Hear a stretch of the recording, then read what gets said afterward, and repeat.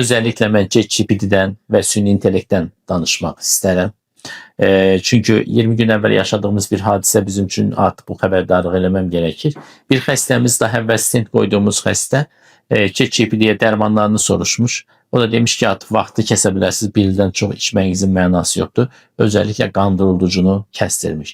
Və xəstə artıq qan doldurucusunu kəsdiyi üçün ondan dolayı infarktla qarşımıza gəldi. Və bu çok önemlidir. Bunu mən seyircilərdən, izləyicilərdən də xahiş edəcəm. Paylaşaraq insanların bir həkim kimi, bu ölkədə bu işlərlə məşğul olan aktiv bir elm adamı kimi, bir alim kimi demək istəyirəm.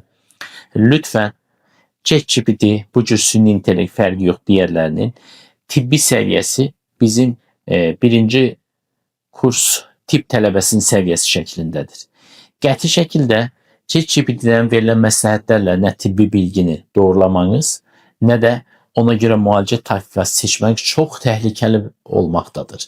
Bununla əlaqədar mən özüm də geniş bir araşdırma apardım. Diğer sahələrdə çox başarılı bilgilər verə bilir, amma tibb sahəsində qəti şəkildə sadəcə təməl məlumatları ala bilərsiniz.